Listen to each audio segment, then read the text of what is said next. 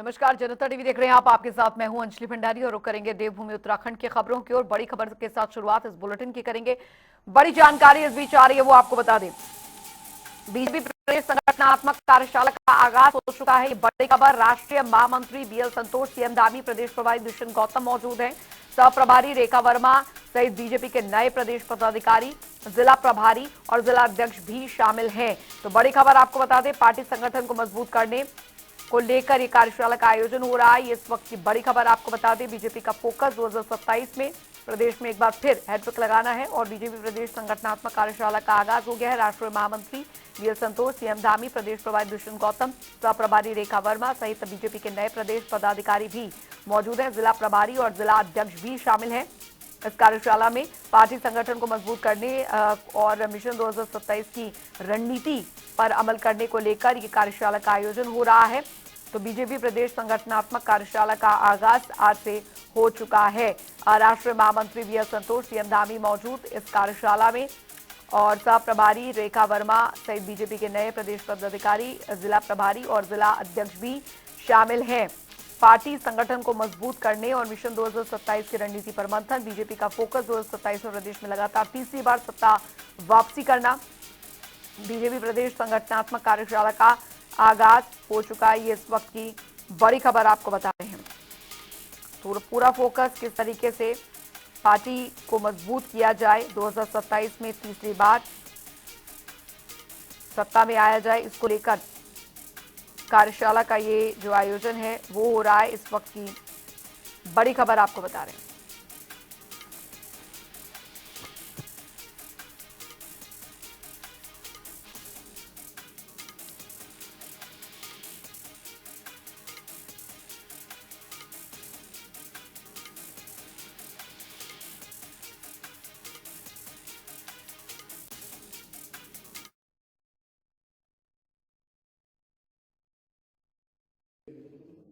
फिर से भारतीय जनता पार्टी को उत्तराखंड में नहीं देश में प्रचंड विजय से दिलाने के तन मन और पूरे समर्पण के साथ काम करेंगे।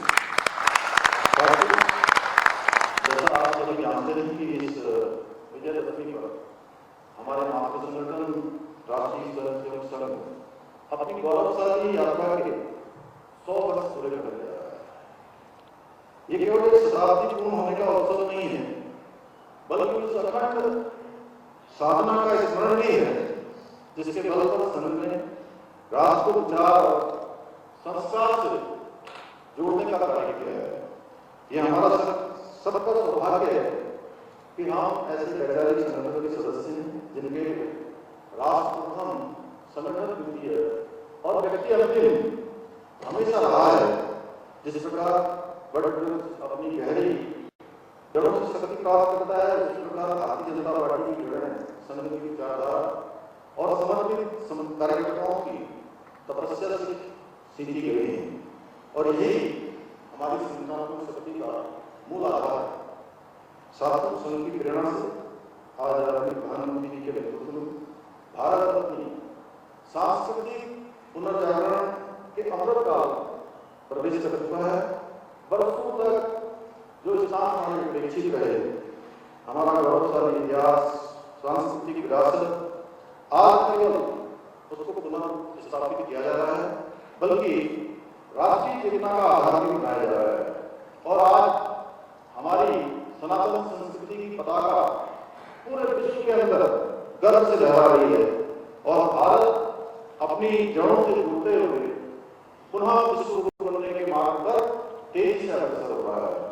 चाहे अयोध्या में भव्य रामलला के मंदिर का निर्माण हो, बद्रीनाथ केदारनाथ धाम में नव निर्माण या मास्टर प्लान का काम होना हो, बाबा विश्वनाथ के गलियारे का विस्तार या महाकाल रूप का निर्माण हो, हमारी धार्मिक धरोहरों को जिस प्रकार से सजाया और संवारा जा रहा है वो भूतो न भविष्य।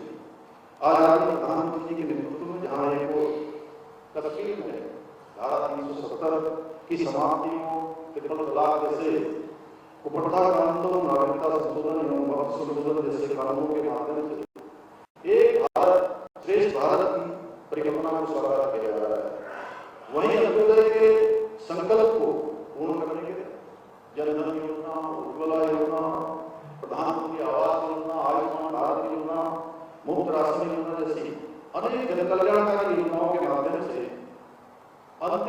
व्यक्ति को, अंतिम व्यक्ति के समाज के खड़े हुए व्यक्ति को मुख्य धारा से जोड़ने का काम हो रहा है। अंत्योदय को समाज के अंतिम छोर तक पहुंचाने का काम हो रहा है। यही नहीं, मोदी देश के ऐसे पहले प्रधानमंत्री हैं जिन्होंने मध्यम वर्ग के उत्थान के लिए अनेक ऐतिहासिक कदम उठाए हैं। आज जहां एक और मध्यम वर्ग को लाभ पहुंचाने के लिए 12,75,000 व्यक्ति की आय को कर मुक्त किया गया है, वहीं नेक्स्ट जनरेशन जीएसटी सुधारों के माध्यम से न केवल नागरिकों को बड़ी राहत दी गई है, बल्कि हमारे स्थानीय उद्योगों और व्यापारियों को एक नई ऊर्जा और गति दी गई है। कल मैंने 2 दिन से लगातार जो हमारे राष्ट्रीय अध्यक्ष ने हम सभी से आह्वान किया है कि हम सब अपने अपने क्षेत्रों में जाकर दुकानदारों से, विक्रेताओं से संपर्क करेंगे। तो मुझे आज आपको बताते हुए खुशी है कि पहले दिन और दूसरे दिन 2 दिन अभी तीसरे दिन भी इसके बाद जाने का कार्यक्रम है। तो मैं 2 दिनों जितनी प्रतिष्ठानों पर गया हूँ, उनके चेहरों को देखकर, उनकी बात में उत्साह देखकर सच में मेरा भी उत्साह हो गया। मुझे कहा कि एक तो हमारी डिग्री बहुत बड़ी है, तो मैंने कहा आपकी डिग्री बड़ी है, अच्छी बात है, लेकिन जो खरीदार आ रहे हैं उनके बारे में आप क्या करें? तो कह रहे जो भी खरीदार आ रहे हैं वो भी जो है प्रधानमंत्री जी का, केंद्र सरकार का धन्यवाद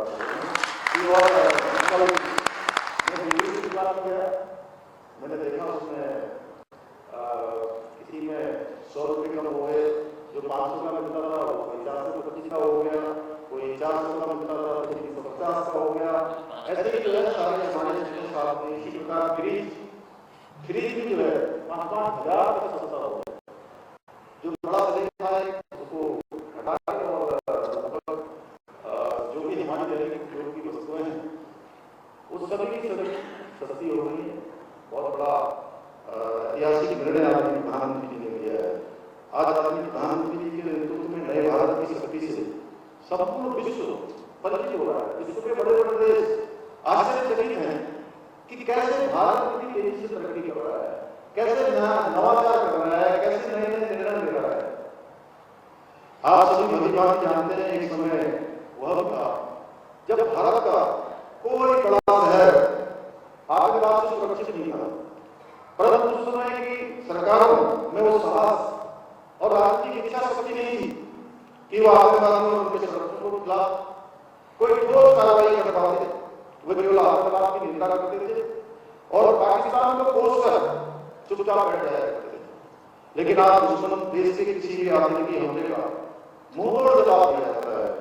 जैसे उड़ी हमले का जवाब सर्जिकल स्ट्राइक से दिया गया, पुलवामा के बाद एयर स्ट्राइक की गई और पहलगाम हमले के बाद ऑपरेशन सिंदूर के माध्यम से आतंकवादियों को उनके बिल में ही सफाया कर दिया गया।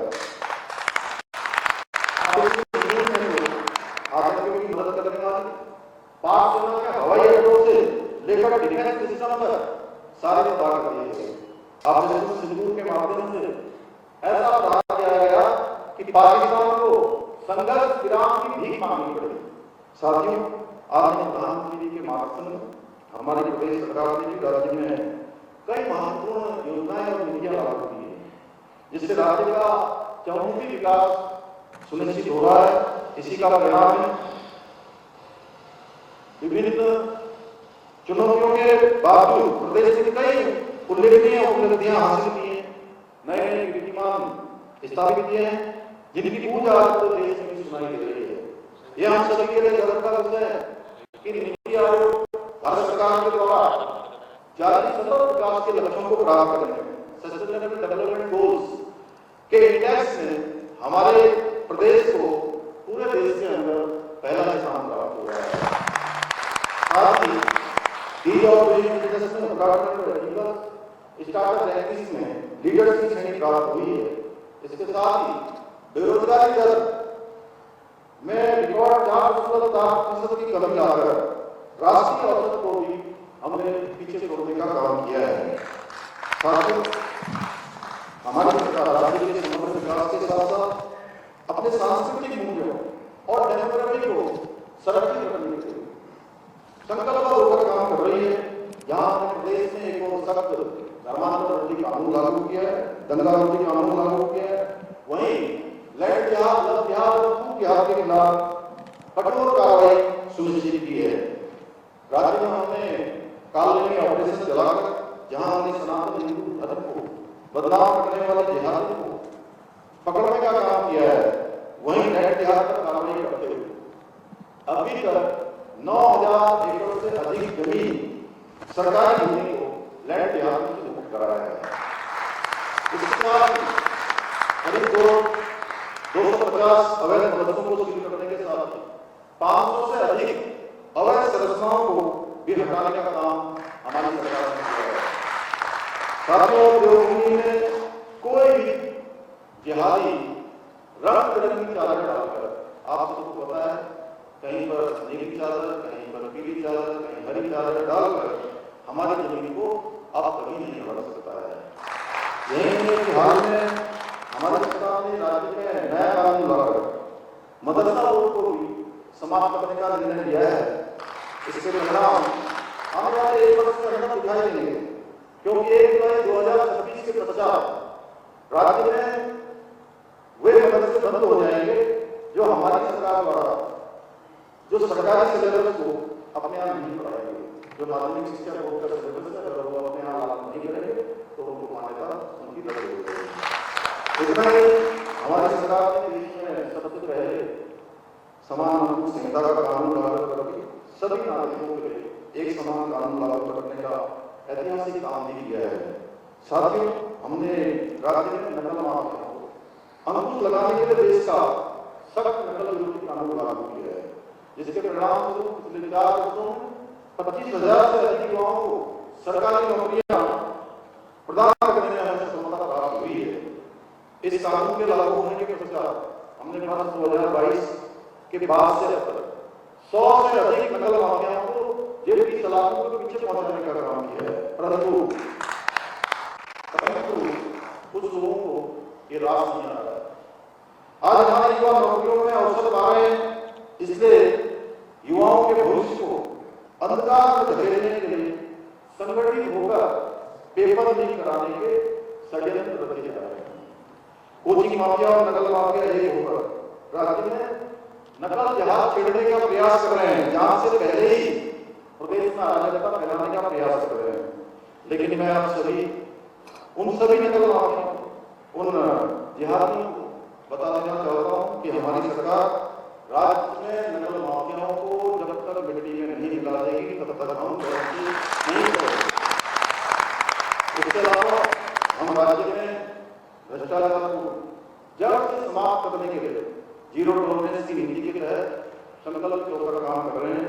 इसी का परिणाम है कि प्रदेश के इतिहास में पहली बार IAS, PCS, IFS इस तरह के अधिकारियों से पिछले 3 वर्षों में भ्रष्टाचार में लिप्त 200 से भी अधिक लोगों के खिलाफ कठोर कार्रवाई की गई है।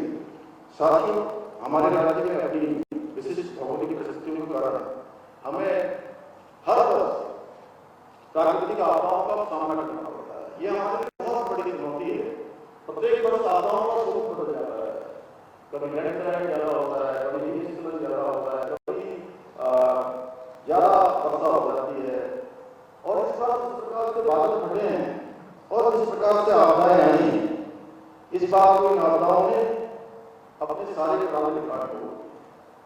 5 अगस्त 2025 से यह आपदा शुरू हुई और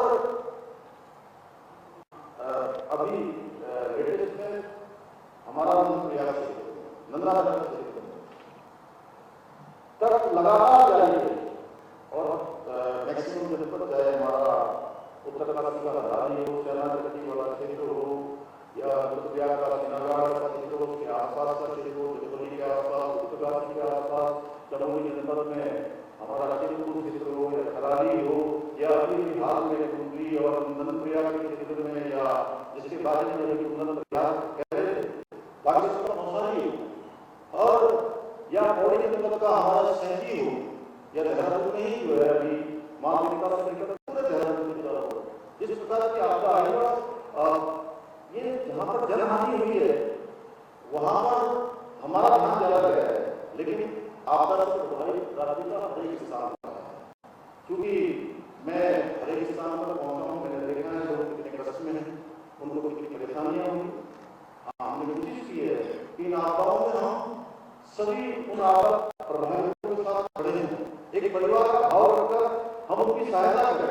और मैं इसके लिए यहाँ शासन हमारे जनप्रतिनिधि और आप सब लोगों ने भी, जैसा आपने कहा, समय समय पर आप लोगों ने भी इस बार आपदा में खड़े होकर लोगों का हौसला बढ़ाने का काम किया है, उन्हें हिम्मत देने का काम किया है। कहीं कहीं उनकी सहायता में आप सब खड़े हुए, मैं आप सबका भी धन्यवाद करता हूँ कि बड़ी संख्या में आप सब लोगों ने किया है। साथियों, प्रतिकूल परिस्थितियों के बावजूद भी राज्य में पहली बार आपदा को व्यवस्थित और प्रोफेशनल तरीके से हैंडल किया जा रहा है, जिसकी निगरानी मैं स्वयं ग्राउंड जीरो पर जाकर कर रहा हूँ। और इन प्राकृतिक आपदाओं के साथ साथ कई बार हमको अन्य प्रकार की जो आपदाएं होती हैं उनका भी सामना करना पड़ता है, उनसे भी दो चार होना पड़ता है। कुछ लोग हमेशा संतोष की तरह काम करते हैं। हमने आप सबको पता होगा कि बार मांग होती थी कि विधानसभा का सत्र जो है कैसे में चलाया जाए, राज्य की हमारी ग्रीष्मकालीन राजधानी है, और हमने इस बार बहुत हिम्मत करके और मानसून के सीजन में कैसे का सत्र आरोप किया, अनुपूरक बजट वहां पर लाने के लिए हमने सत्र आरोप किया। आप सबने देखा किस प्रकार से विपक्ष के लोगों ने पहले दिन से कोई आपदा में चर्चा नहीं, कोई प्रदेश की समस्याओं में चर्चा नहीं, वो फेसबुक में चले गए, स्पीकर के ऊपर कागज फेंकने लगे, दिन भर नारेबाजी करते हुए उन्होंने इस प्रकार से पूरे सदन को बर्बाद कर दिया। उनको राज्य की समस्याओं से कोई लेना देना नहीं है, राज्य के आपदा पीड़ितों से कोई लेना देना नहीं है। इस प्रकार से उन्होंने पूरी तरह से सदन को बेकार बना दिया। भाइयों बहनों, लेकिन अब समय बदल चुका है। अब ये आदमी मोदी जी का युग है। अगर जनता का साथ, नेतृत्व का आशीर्वाद हो, कार्यकर्ताओं का प्यार हो, तो सब चुनौतियां जितनी भी हों उन चुनौतियों में रास्ता न बदल जाता है, मार्ग बदल जाता है। भारतीय जनता पार्टी की सबसे बड़ी विशेषता है कि यहाँ केवल आलोचनाओं या अफवाहों के आधार पर कोई काम नहीं होता है, बल्कि व्यक्ति की निष्ठा, कार्यशैली, उसके समर्पण को देखकर ही निर्णय लिया जाता है। और जब एक बार कोई निर्णय हो जाता है तो व्यक्ति को अपनी क्षमता और प्रतिभा और काम करने का पूरा अवसर दिया जाता है। इसलिए मैं आप सबसे भी कहना चाहूँगा कि हम सब लोग काम करेंगे तो निश्चित रूप से हमारा काम दिखाई देगा, और उसके लिए हमको बोलने की आवश्यकता नहीं पड़ेगी कि मैंने बहुत काम कर दिया, मैंने बहुत जगह करा है, बहुत मैंने इतनी सफलता प्राप्त कर ली। आपकी सफलता भी दिखाई देगी और आपके बोलने से ज्यादा आपका हाथ से काम दिखाई देगा। साथियों, आज प्रधानमंत्री जी ने देशवासियों से आह्वान किया है कि स्वदेशी उत्पादों का अधिक से अधिक उपयोग करें, जिससे आत्मनिर्भर भारत की दिशा में हमारा संकल्प और अधिक मजबूत हो सके। हमें आज प्रधानमंत्री जी के इस आह्वान को एक जन आंदोलन बनाने के लिए प्रत्येक व्यक्ति को स्वदेशी वस्तुओं को खरीदने के लिए, अपने जीवन की दिनचर्या उपयोग में लाने के लिए प्रेरित करना होगा। आपके इस अवसर पर मैं आप सभी कार्यकर्ताओं से यह आह्वान करना चाहता हूँ, सभी पदाधिकारियों से, आप अपनी पूरी शक्ति के साथ, पूरी निष्ठा और समर्पण के साथ आज प्रधानमंत्री के स्वदेशी अपनाओ, देश को आत्मनिर्भर बनाओ के मंत्र को जन जन तक पहुंचाने का कार्य अवश्य करें। साथियों, हम उत्तराखंड को देश का अग्रणी राज्य बनाने के लिए, अपने विकल्प रहित संकल्प को पूरा करने के लिए निरंतर संकल्प होकर काम कर रहे हैं। मुझे पूरा विश्वास है आप सभी के सहयोग से उत्तराखंड को देश का श्रेष्ठ राज्य बनाने का हमारा यह संकल्प अवश्य सिद्ध होगा। इसी विश्वास के साथ एक बार पुनः आप सबको मैं नवरात्रि की शुभकामनाएं देता हूँ। विजयदशमी आने वाली है और इसके बाद पूरे त्योहारों की श्रृंखला है, दीपावली, मैया दूज, गोवर्धन पूजा, उसके बाद उत्तरायणी, हमारा जो है मकर संक्रांति, लोहड़ी, एक पूरे त्योहारों की श्रृंखला है। बैसाखी है। मैं आप सबको बहुत बधाई देता हूँ, शुभकामनाएं देता हूँ। आपका ये कार्यकाल निश्चित रूप से आपके स्वयं के व्यक्तित्व को विकास करने एक माध्यम बने, एक कारण बने, और आप सब सफल हो। इतना ही कहते हुए अपनी बात को समाप्त करता हूं।